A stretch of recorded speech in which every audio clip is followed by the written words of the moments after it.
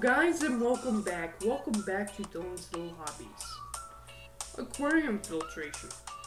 The most important thing to keeping your aquarium. And yet, there are so many options out there. What is the best aquarium filter for you? What is the best aquarium filter overall out there?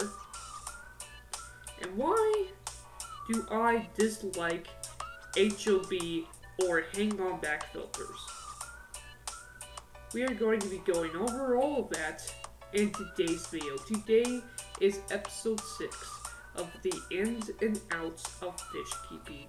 Today we are going to go over the most important equipment in your aquarium ever. The filter. Alright, let's get into this. First off, let's go ahead and talk about the most common filter you'll ever see in the aquarium. This filter is actually arguably the best filter ever. It works, and they're never going to go out of style because, simply put, they work. They're the easiest filter to use. They're the easiest filter to clean to some people. And that filter I am talking about, the hang-on back filter. One of my least favorite filters in the aquarium hobby. Why do I dislike this thing so much? The simple fact is, just because of the look of the tank, so you could kinda hide it if you bought like a black one and put on a black background tank, you could sort of hide it. But the problem that I really have with it, other than just having to, it's too obvious. It's too obvious. It's kind of ugly. It's just sitting there. Sure, you could try to hide it, but the other problem I have is that most of them, not all of them, most of them are actually pretty darn noisy. And look, I actually kind of fall asleep to not only the hum of my aquariums, my aquarium pumps and stuff like that, my filters, but I also kind of fall asleep to the small trickle of water. And if you are like me and you have an aquarium in your room and you like falling asleep to the sound of water moving, then a hang-on back filter should be really a good choice for you, because the way they work is they usually pump water out of the aquarium, or they draw water in out of the aquarium. They go through a chamber, and then they overflow over basically a ledge and back into the aquarium, making a splashy noise. And considering that I like the sound of water movement, you think I would love that. You think I would fall asleep to that easily. But hilariously, I find them too loud. I find them too loud to even sleep. Now, again, not all of them, just the ones I've had experience with. Not all of them are bad filters. In fact, for God's sakes, the reason why a lot of people have them is because they're like the best filter on the planet. Now, another reason why I don't like them is a lot of the times manufacturers make these filters sort of so you can't. They make them so you can't customize them.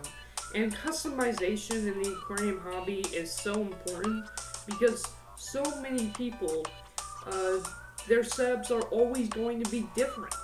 So having customization in your home aquarium is super important. And the fact is, some manufacturers make these filters so you can't customize them. They want you to buy certain pads for them.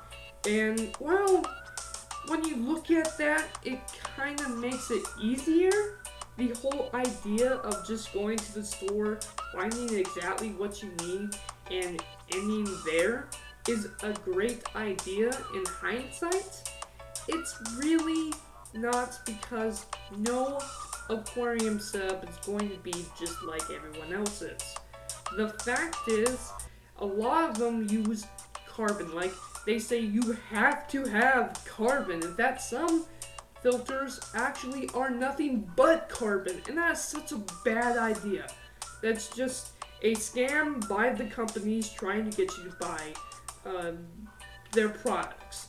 The fact is, and I went over this in, I think, either episode 1 or 2, when it comes to carbon, it has its position in the tank, but it doesn't feed bacteria. It doesn't support bacteria, and bacteria, biological filtration is so important in the aquarium hobby. And then, of course, there's mechanical filtration as well. You want mechanical filtration in your aquarium as well to capture uneaten food or debris or poo or whatever. You want that stuff in your home aquarium. And if you're not able to customize your filter to put as much as you want into that filter, you're going to have a lot of issues with that aquarium. Another problem I have is I kind of go by the whole thing of you should always have double the amount of filtration on your aquarium, if not triple, because a lot of people, including myself, like to add a lot of fish, and we don't really think how much fish we are actually adding to a system. So the fact is, in nature, it's like 1 centimeter per 100 gallons, or even more than that. In a fish tank, we go by the 1 inch, 1 gallon rule, which not everyone does, and it's a really bad system to go by. But that's the rule of thumb, right? That's not good enough when you're talking about filtration. Especially because some fish actually get pretty darn big. I don't have big fish, I just keep small fish, but still, I have a lot of fish to care for, and if I'm putting them in a filtered aquarium that isn't able to support that amount of fish, well then they're all gonna die. And some hang-on back filters are just not built for that.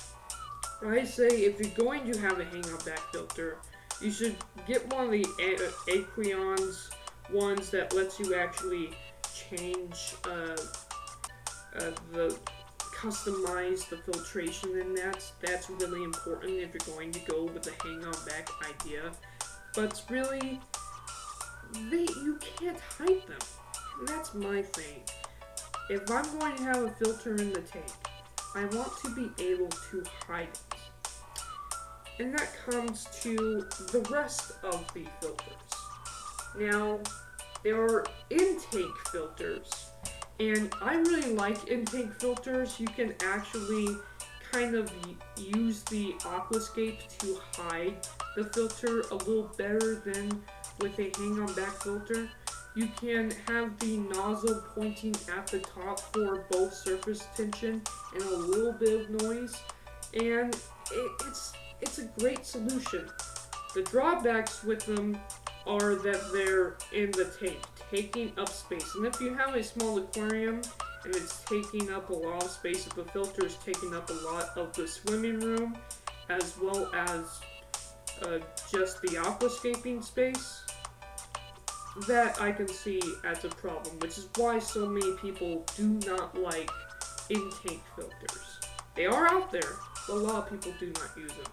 And, I mean, you have to have a certain amount of filtration on your aquarium, and an intake filter might take up a quarter of the tank to support the amount of fish that you're putting in that tank, unless you plan to, of course, put a very low amount of fish in the tank, which, let's be honest, no one is willing to do that.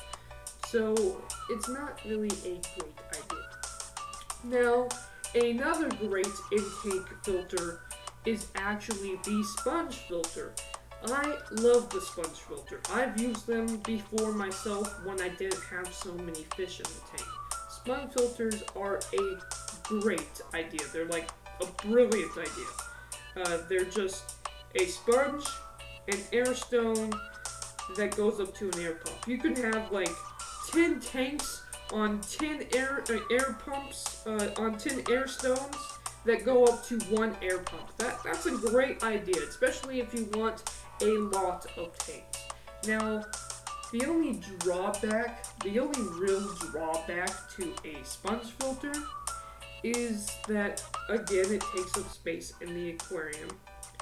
And, I mean, the way they work is air sucks water up into the sponge and out. And that's how you get circulation in the tank. But unless you have a very large air pump, you're not going to get a lot of great flow. And the longer, the bigger the aquarium, the more sponge filters you need. Now, there's no problem with that.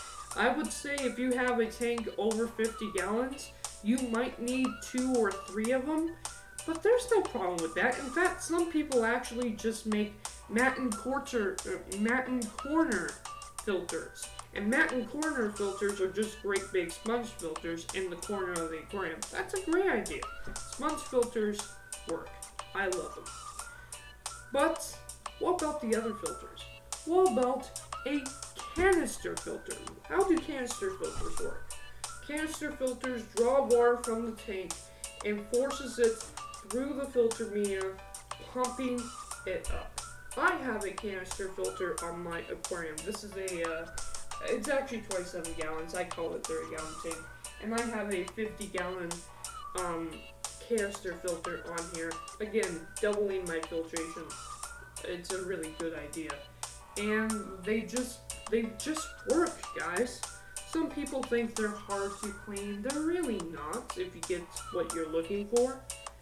I'd say these are the best options for any aquarium that, one, you're going to be overstocking, that you know you're going to end up overstocking, and 2, for aquariums that are over 40 gallons. Now, again, this is only a 27 gallon aquarium, but I used to have plans to overstock this tank, so that's why I put a big filter on it. Now it's been some time, so some of the fish have unfortunately passed away, and I got stabilized, so I'm not gonna add any more crazy fish to this tank, but that's why I have a canister.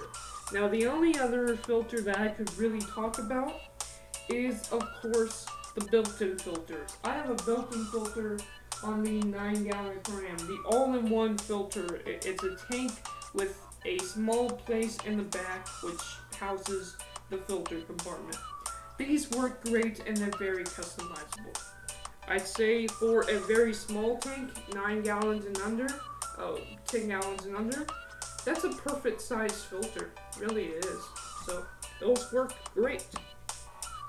Now, the other filter that I can talk about, the best filter in the world, are sumps. And I'm going to talk about sumps in their own separate video.